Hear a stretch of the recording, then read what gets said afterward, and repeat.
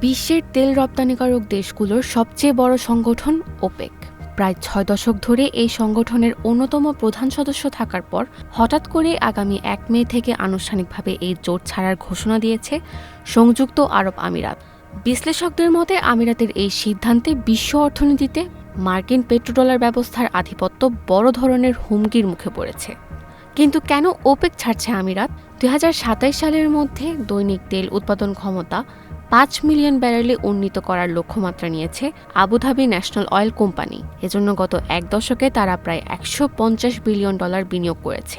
কিন্তু ওপেকের উৎপাদন সীমিত রাখার নীতির কারণে তাদের পূর্ণ সক্ষমতা ব্যবহার করতে পারছিল না আমিরাত। ওপেকের নিয়মে উৎপাদন সীমিত রেখে তেলের দাম চড়া রাখতে হয়, কিন্তু এই বাধ্যবাধকতা থেকে মুক্ত হয়ে জীবাশ্ম জ্বালানির যুগ শেষ হওয়ার আগেই সর্বোচ্চ মুনাফা অর্জন করতে চায় আমিরাত।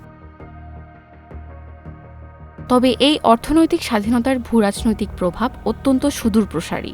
১৯৭০-এর দশক থেকে বৈশ্বিক জ্বালানি বাণিজ্য মূলত মার্কিন ডলারের উপর নির্ভরশীল, যা পেট্রোডলার রিসাইক্লিং নামে পরিচিত। ১৯৭৪ সালে হেনরি কিসিঞ্জারের কূটনৈতিক তৎপরতায় সৌদি আরব রাজি হয়েছিল যে তারা তাদের তেল বিক্রি করবে কেবল মার্কিন ডলারে। বিনিময়ে মার্কিন যুক্তরাষ্ট্র সৌদি আরবকে সামরিক সুরক্ষা এবং উন্নত অস্ত্র প্রদানের নিশ্চয়তা দেয়।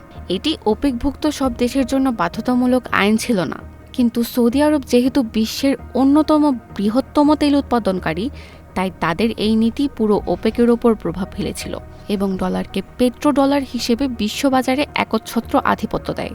তবে ২০২৬ সালের শুরুর দিকে ইরান আমেরিকা যুদ্ধের সময় আমিরাত লক্ষ্য করে যে তাদের ভূখণ্ডে থাকা মার্কিন সামরিক ঘাঁটিগুলো সুরক্ষার বদলে উল্টো ইরানের হামলার লক্ষ্যবস্তুতে পরিণত হচ্ছে। ফলে আমেরিকাকে তাদের আকাশসীমা ও লজিস্টিক সুবিধা ব্যবহারে বাধা দেয় আমিরাত। ওপেকের সদস্যপদ ত্যাগের মাধ্যমে আমিরাত এখন স্বাধীনভাবে চীনের সাথে ইউয়ান বা ভারতের সাথে রুপিতে তেল বিক্রির দীর্ঘমেয়াদী চুক্তি করতে পারবে। ইতিমধ্যে দেশটি অ্যামব্রিজ নামের মাল্টিন্যাশনাল ব্যাংক ডিজিটাল কারেন্সি প্রকল্পে যুক্ত হয়েছে, যা সরাসরি ব্লকচেইন প্রযুক্তির মাধ্যমে ডলারের বাইরে আন্তঃসীমান্ত লেনদেন সম্ভব করে তোলে। অন্যদিকে চীন বর্তমানে আরব আমিরাতের অন্যতম প্রধান বাণিজ্যিক অংশীদার। আমিরাত ও সৌদি আরবের ব্রিক্স জোটে অন্তর্ভুক্তি ডি-ডলারাইজেশন বা ডলার নির্ভরতা কমানোর প্রক্রিয়াকে আরও ত্বরান্বিত করেছে।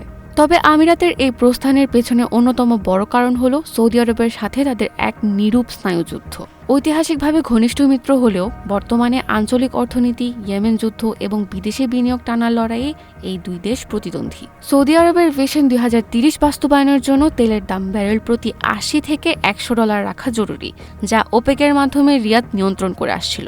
ওপেকের ভেতরে সৌদি আরবের একচ্ছত্র আধিপত্য আমিরাতের স্বাধীন সিদ্ধান্তের পরিপন্থী। যদিও মার্কিন প্রেসিডেন্ট ডোনাল্ড ট্রাম্প ওপেকের ভাঙনকে আমেরিকার জন্য বিজয় হিসেবে দেখছেন, কারণ ওপেক ভেঙে গেলে তেলের উৎপাদন বাড়বে এবং বিশ্ববাজারে দাম কমবে। কিন্তু দীর্ঘমেয়াদে তেলের বাণিজ্যের উপর রাজনৈতিক নিয়ন্ত্রণ হারানো মার্কিন সাম্রাজ্যবাদের জন্য বড় ঝুঁকি।